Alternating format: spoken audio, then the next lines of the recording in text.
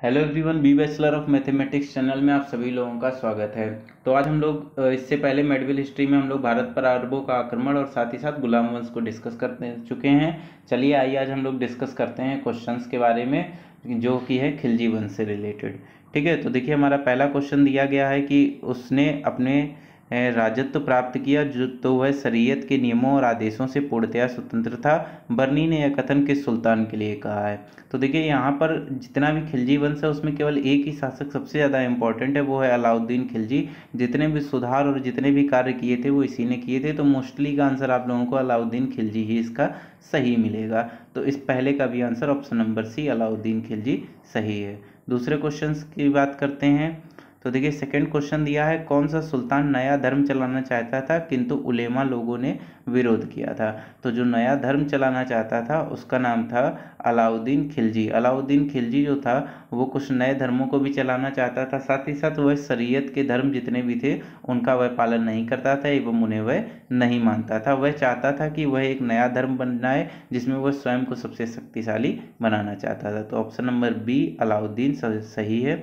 देखिए थर्ड की बात करें, दिल्ली के किस सुल्तान ने सिकंदर सानी की मनोपाधि धारण की थी? सिकंदर सानी यानी इस सिकंदर सानी को द्वितीय सिकंदर के नाम से भी जाना जाता है। ठीक है, तो जो द्वितीय सिकंदर था वो अलाउद्दीन खिलजी को कहा जाता था, क्योंकि इसने भी जिस प्रकार से सिकंदर ने एक तरीके से विजय अभियान चलाया था उसी तरीके से अलाउद्दीन खिलजी ने भी अपना विजय अभियान चलाया था, जिसमें उसने पूर्व पश्चिम और साथ ही साथ दक्षिण तक के अभियानों में भी विजय हासिल की थी। इसलिए इसे सिकंदर सानी यानी द्वितीय सिकंदर कहा जाता है। तो थर्ड का ऑप्शन नंबर बी जो है वो राइट आंसर है।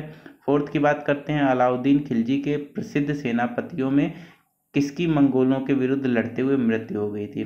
तो आप लोगों को पता होगा कि जो इस तरीके से जो जम्मू कश्मीर वाला क्षेत्र था, यहाँ से एक नदी पास होती है, अभी भी जाती है, जिसका नाम है यहाँ पर सिंधु नदी। सिंधु नदी क्या करती थी, ये भारत की सीमा बनाती थी जहाँ पर अलाउद्दीन खिलजी का क्षेत्र था, और मंगोल एरिया जो थी उसे यही सिंधु नदी ही अलग करती थी। तो यहाँ पर जब मंगोलों ने आक्रमण किया तो इसे बचाने के लिए जो अलाउद्दीन खिलजी का सेनापति था जिसका नाम था जफर खान, तो वो गया था, साथ ही साथ मंगोलों के खिलाफ यानी जो चंगेज खान थे उनके खिलाफ लड़ते लड़ते इसकी मृत्यु हो गई थी। यानी मंगोल आक्रमण था उसी में इसकी मृत्यु हो गई थी। तो कौन सा वो सेनापति था? तो option number A Zafar Khan जो है वो इसका राइट आंसर हो जाएगा। फिफ्थ की बात करते हैं, रानी पद्मिनी का नाम अलाउद्दीन की चित्तौड़ विजय से जोड़ा जाता है, उनके पति का नाम क्या था? तो आप लोगों ने पद्मावत एक मूवी आई होगी, उसमें आपने देखा होगा कि किस तरीके से अलाउद्दीन खिलजी जो था वो रानी पद्मावती के लिए बहुत ही ज़्यादा पागल था। ठीक है, लेकिन उनके जो पति थे राणा रतन सिंह वो बहुत ही बहादुर थे और बहुत ही बहादुरी के साथ उस पद्मावत मूवी में लड़ते हुए उन्हें वीरगति प्राप्त हुई थी, जिसके बाद रानी पद्मिनी ने जौहर कर लिया था। ठीक है, तो ऑप्शन नंबर डी जो है वो इसका राइट आंसर है, राणा रतन सिंह सही आंसर है। नेक्स्ट क्वेश्चन की बात करें तो देखिए कथन और कारक से रिलेटेड क्वेश्चंस हैं जो कि बहुत ज़्यादा पूछे जाते हैं। तो 6 में लिखा है, कथन ए अलाउद्दीन के दक्षिण अभियान धन प्राप्ति के अभियान थे। तो बिल्कुल सही बात है, दक्षिण में जितने भी शासक थे उनके पास धन का अपार भंडार था और ये चाहता था कि धन प्राप्त करके यह उत्तर भारत को ज़्यादा से ज़्यादा मजबूत बना सके, और ये जानता था आए दिन मंगोलों का आक्रमण इनके ऊपर होता रहता था, तो ये चाहता था कि धन जितना अधिक प्राप्त हो जाएगा ये अपनी सेना को उतना ही ज़्यादा सुदृढ़ बना लेगा। इसका रीजन क्या दिया गया है? कहा गया है कि यह दक्षिण राज्यों को कब्जे में करना चाहता था। तो उसकी ऐसी ज़्यादा कोई मंशा नहीं थी कि वह दक्षिण के राज्यों को कब्जे में कर ले, क्योंकि उत्तर में भी उसके पास एक विशाल साम्राज्य स्थापित था। वह केवल धन प्राप्त करके अपना जितना भी क्षेत्र था उसको बहुत ही ज़्यादा मजबूत करना चाहता था। तो यहाँ पर कथन ए तो बिल्कुल सही है, लेकिन कथन आर जो है वो इसकी सही व्याख्या नहीं करता है। तो देखते हैं यहाँ पर कोई ऑप्शन दिया है। तो देखिए यहाँ दिया हुआ है हम लोगों को कि कथन ए सही है परंतु आर गलत है। ठीक है, तो ऑप्शन नंबर सी जो है वो इसका राइट आंसर हो जाएगा। 7th वाला दिया है, अलाउद्दीन खिलजी के आक्रमण के समय देवगिरी का शासक कौन था? तो आप लोग याद रखिएगा, अलाउद्दीन खिलजी हो चाहे जलालुद्दीन खिलजी और जलालुद्दीन पहले शासक थे, उन्होंने वो भी जब दक्षिण विजय करने गए थे, समझ लीजिए ये भारत है और इसमें ये दक्षिण विजय जब करने के लिए गए थे तो जलालुद्दीन खिलजी को भी किसका सामना करना पड़ा था, यहाँ पर रामचंद्र पाल एक नाम के शासक थे, रामचंद्र देव नाम के शासक, उनसे उसको सामना करना पड़ा था। उसके बाद अलाउद्दीन खिलजी आया था, उसने भी जब देवगिरी से रिलेटेड जो ये क्षेत्र था, देवगिरी क्षेत्र में जब उसने आक्रमण किया था तो उसे भी सामना करना पड़ा था रामचंद्र देव जी का। ठीक है, तो ऑप्शन नंबर ए जो है वो इसका राइट आंसर हो जाएगा, यानी 7th का ऑप्शन नंबर ए जो है वो राइट आंसर है। अब देखिए नेक्स्ट क्वेश्चन की बात करते हैं। तो यहाँ पर देखिए सूची दिया है और सूची 2 दिया गया है, इसमें मिलाना है। ठीक है, तो ऐसे क्वेश्चनों में आप सबसे पहले, सब तो आप लोग जानते नहीं हैं, तो कोशिश क्या कीजिए जितने आप लोगों को पता है आप उनको मैच कर लीजिए। सभी लोगों ने पद्मावत मूवी देखी है तो ये तो पता ही होगा, चित्तौड़ में के शासक जो थे वो राणा रतन सिंह थे। अभी मैंने देवगिरी के शासक के बारे में बताया जो कि कौन थे, राजा राय रामचंद्र थे। ठीक है, तो अगर आपको ये पता है बी का 4th है और सी का 2nd है तो उससे भी आप लोग आंसर निकाल सकते हैं। तो देखते हैं जरा, बी का 4th, देखिए यहाँ पर इन्होंने क्या किया है, 4th दे दिया, यानी कंफ्यूजन किसके बीच में है, या तो ये हो सकता है या ये हो सकता है या ये हो सकता है। फिर मैंने बताया था देवगिरी के शासक जो थे वो राजा रायचंद्र थे, यानी सी का 2nd होगा। तो देखिए सी का 2nd जो है वो केवल डी वाले में दिया गया है। ठीक है, तो यहीं से क्या हो जाता है, आपको आंसर मिल जाता है, पूरा रटने की आपको कोई भी आवश्यकता नहीं है। तो ऑप्शन नंबर डी जो है वो इसका राइट आंसर हो जाएगा। तो यहाँ पर देखिए नेक्स्ट लिखा गया है, दिए गए मानचित्र पर ध्यान दीजिए। ठीक है, तो यहाँ पर ये मानचित्र दिया गया है, लिखा है मानचित्र में निर्दिष्ट मार्ग का अनुसरण करके अपने सैन्य अभियानियों में किसने किया था, मतलब इस रास्ते से कौन सा ऐसा इंसान था जो सैन्य अभियान करते हुए दक्षिण भारत तक गया हुआ था। तो आप लोगों को बता दें, गुजरात विजय जब इसने की थी अलाउद्दीन खिलजी ने, तो इसको एक दास मिला था जिसका नाम था मलिक गफूर।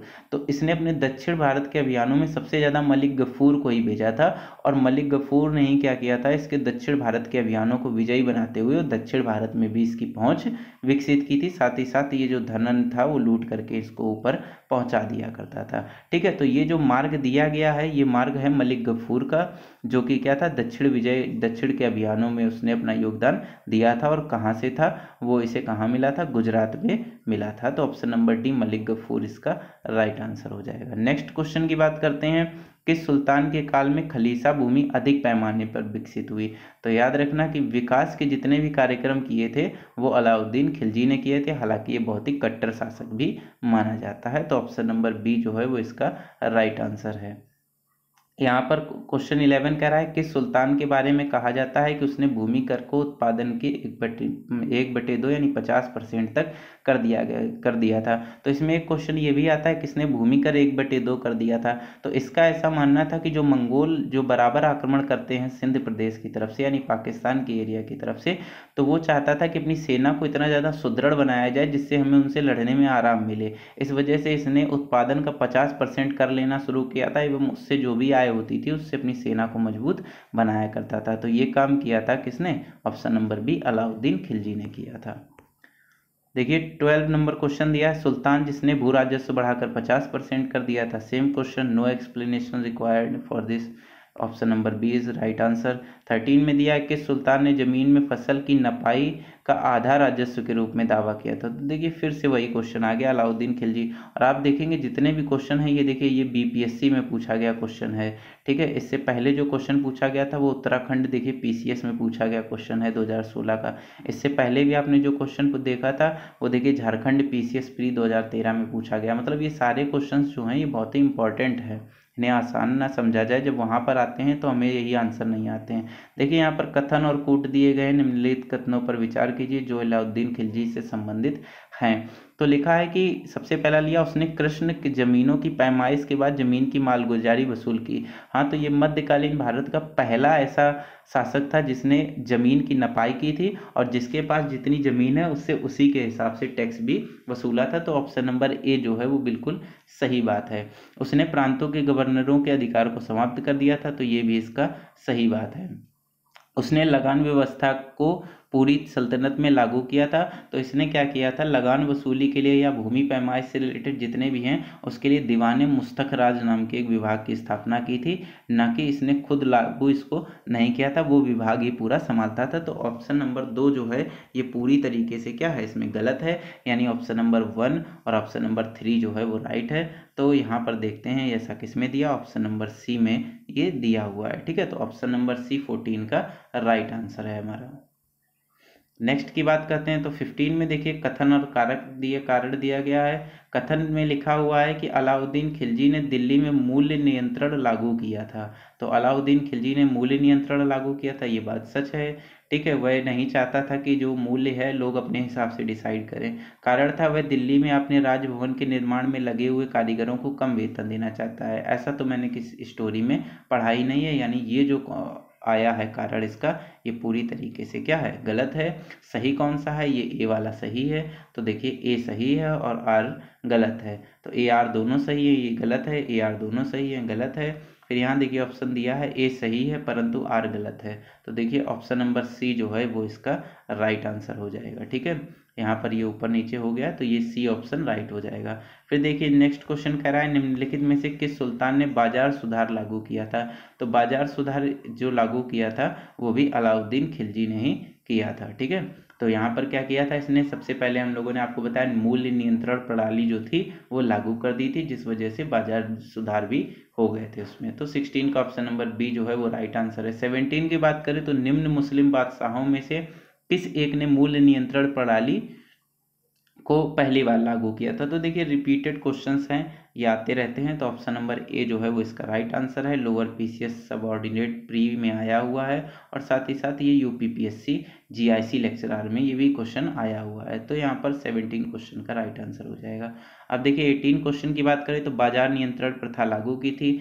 फिर से रिपीटेड क्वेश्चन देखिए यूपीपीसीएस प्री में पूछा गया क्वेश्चन है। तो किसने की थी, अलाउद्दीन खिलजी ने की थी। ठीक है, तो ऑप्शन नंबर सी जो है वो राइट आंसर हो जाएगा। फिर देखिए यहाँ पर लिखा बाजार कीमतों को नियंत्रित करने के लिए अलाउद्दीन खिलजी के प्रयास ने लिखा है कि क्या किया, कृषि को उन्नत किया। तो कृषि से रिलेटेड तो यहाँ पर कोई बात नहीं, तो ये रॉन्ग हो जाएगा। सिर्फ सामंतों दरबारियों को फायदा पहुंचाया, गलत बात है। मूल्य नियंत्रण से सबको फायदा होता है। शासक को जनमानस से दूर रखा, तो ये भी गलत है। यहाँ पर सही आंसर होगा ऑप्शन नंबर सी, बहुत सफलता जो है वो प्राप्त की थी।